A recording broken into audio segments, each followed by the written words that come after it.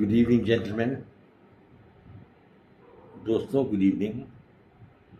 मैं आपके साथ एक बहुत इम्पोर्टेंट टॉपिक के ऊपर बात करने वाला हूँ and this topic concerns Iran and Israel. Now मैं कोई पॉलिटिकल टॉक नहीं करने वाला। I am going to just give the military assessment कि आगे क्या होने वाला है। As you are aware, I am a professional soldier, an airman, and I will give you the military assessment what is likely to happen in the coming days. So gentlemen, ये बड़ी important point है। As you know कि there is a war on between Israel and Hamas, and Israel ने तकरीबन 32,000 Palestinian Arabs मार डाले हैं। ये रिटेलिएशन है फॉर दी 10,000 या 12,000 रॉकेट्स जो हमास ने फायर की थी ऑन इजराइल, एंड तकरीबन 1,500 इजरायलीज मर गए। Anyway, it was tit for tat. ये लड़ाई तो चली रही थी, पर जो बिगेस्ट इंस्टिगेटर जो था इस लड़ाई के लिए, जो शह दे रहा था to the proxies to fight Israel, is Iran. Iran has got two big supporters, that is number one Hamas and number two Yemen, and also Hezbollah, which operates from Syria. Now Iran has been supplying a lot of material, कोई actual proof नहीं है, but this is just a surmise. And कुछ top Iranian leadership जो थी, they were sitting in the embassy of the Republic of Iran in Damascus. तो Israeli intelligence को इसके बारे में पता चल गया, तो उन्होंने बॉम्बिंग की एम्बेसी के ऊपर, एम्बेसी को डिस्ट्रॉय कर दिया, और जो आदमी अंदर थे, जो टेररिस्ट थे या नहीं थे, बट जो भी थे वो दे वर किल्ड. नाउ ये एक बहुत बड़ी इंसल्ट है कंट्री की, to be very frank, because when you have an embassy in a foreign country, it is supposed to be part of your land. So when you attack the embassy, it means you are attacking Iran. Now ये तो एक well-known fact, or I will say axiom of diplomatic law. तो जब Israel ने attack किया embassy को और 6-7 आदमियों को मार दिए, I think it was not as per the rule of law.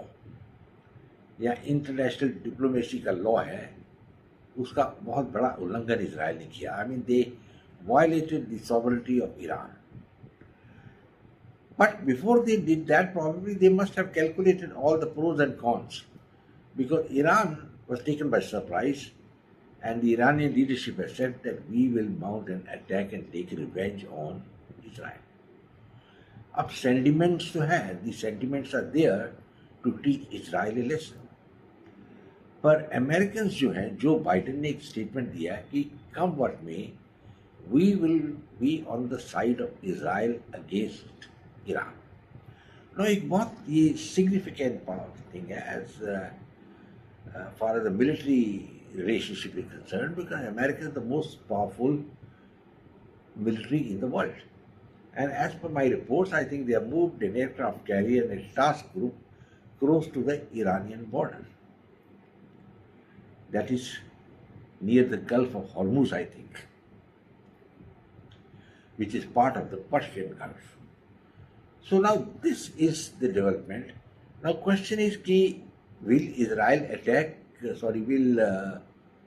attack Israel? मैं एक बात कहूँगा कि मेरी जो राय है, द मिलिट्री सोल्जर, कि ईरान हमला नहीं करने वाला इजराइल के ऊपर, और वो हमला तभी करेंगे जब वो श्योर शॉट, उनको एक एश्योरेंस होगा, they have an assurance that we are going to win, and that is the only time they will attack Israel. Now as it stands, that assurance is not there, because if the Iranians do mount a missile or a drone attack on Israel, the retaliation is going to be very tremendous, because Iran will be attacked by both America and Israel. And Israel has made it very clear that we will use the best weapons we have got and we will try to finish off the Iranian nuclear program. Now, ये एक idle threat नहीं है, it's not an idle threat, and this is the reality.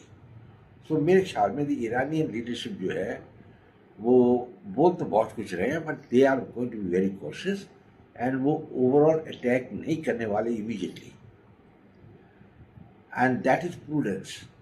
That is what is called, following the old axiom, retreat today, save your life so you can come back and fight on another day.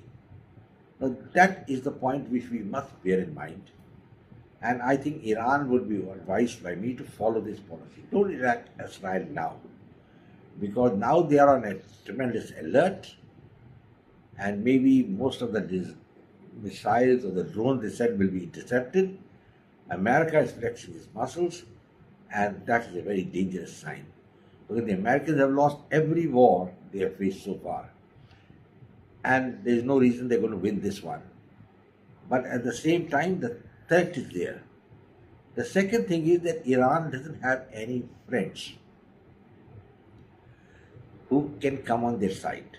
Russia, as it is embroiled in a conflict in Ukraine. I don't think Russia has got the capacity to come and support Iran in any battle or anything like that at the moment.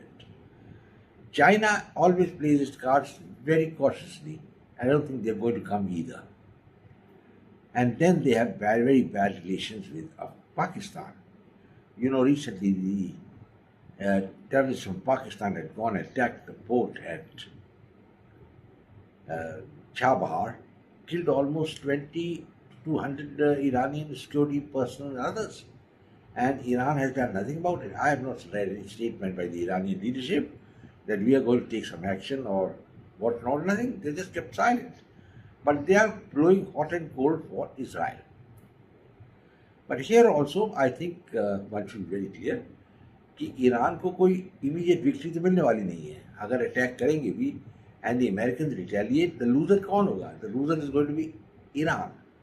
So Iran should play its cards very cleverly, and I think they are not fools to just go and attack Israel like people walking into an alley which has got no end. So what I personally feel is that Israel is waiting for this attack, and so the Americans. And once that attack takes place, I think the retribution on Iran will be terrible, and that is something which should be avoided by Iran. So Iran will be attacked by Israel, and maybe the Americans have already positioned their aircraft carrier and their naval assets for an offensive on Iran, and the bombing will start. They could use the latest electromagnetic bomb, and that is going to be very, very disastrous for Iran. And Iran doesn't have a nuclear program worth its name at the moment. And if that gets destroyed now, what's going to happen? What the Iranians are going to do? So, gentlemen, ये लड़ाई जो है जिस तरीके से लोग सोच रहे हैं, it's going to take place, not going to take place like that. Iranians are very prudent. They know which side the bread is buttered. And they also know that the Arab world is not with them. And tomorrow the retaliation takes place from Israel. How will they attack Iran? They are going to overfly Saudi Arabia. There is no other way you can go and attack. And Saudi Arabia is not going to stop Iran. Going to stop the Israeli planes to move flying across the length and breadth of Saudi Arabia. And we must remember that even now, Saudis are continuing a back channel talks with the Israelis, and the UAE has not yet broken diplomatic relations with Israel, and neither has, I think, Egypt. So the question is that though 32,000 Palestinians died, the reaction of the other Arabs other than Iran is very muted. I also find that the Turkish president Erdogan is also silent. I don't see him talking much. Maybe after the last defeat we served in the municipal elections, in Istanbul and Ankara, he is having second thought that I might very well lose the next election.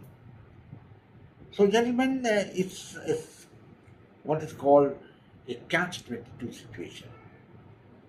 There's going to be no winner. And if you're not going to be a winner, I don't see why Iran is going to risk its reputation of a military by attacking Israel.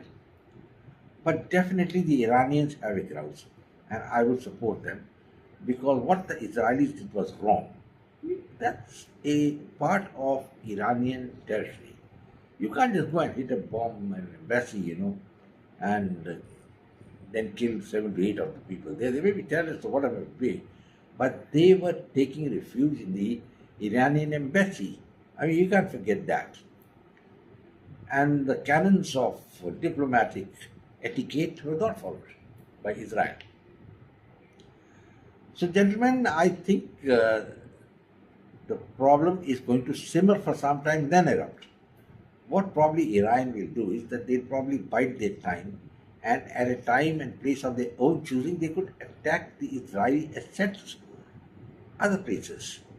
They've yesterday already captured a ship which was owned by Iranian businessmen in the Gulf of Hormuz, which had 17 sailors who were from India.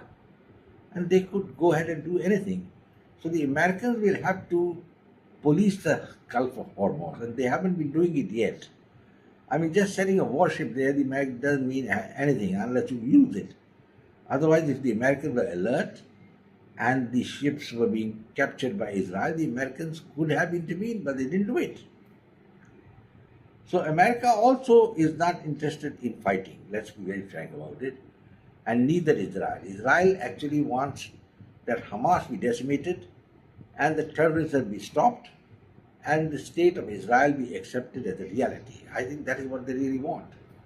And this is what the Palestinian Arabs and the supporters, that is the Hezbollah, Syria and Iran, don't want. They will not accept this.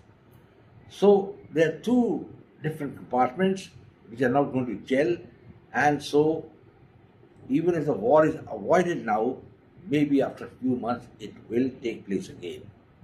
And tomorrow when the Israelis subdue, if they do, that is, if and when they do, is not certain that they'll be able to do it, the Gaza Strip, they sanitize it, then what happens?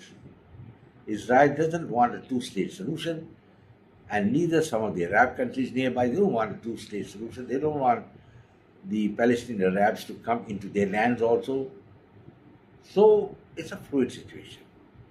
But one thing comes out, that the Middle East is disunited. They're not united in their response to the Israeli attack, because there are so many groups there. There's a group led by Erdogan, there's a group led by Saudi Arabia, and none of them are all going together. And with the result, the Israelis may get away with what they have done. But that is my assessment of the war, gentlemen. And I think we have to wait and watch and see what happens. In the meanwhile, I hope you like this video, share it to your friends, and it will be my great pleasure that if you come back and listen to me again. I will close now and say goodbye, gentlemen. Take care of yourself, and let's hope World War III doesn't take place.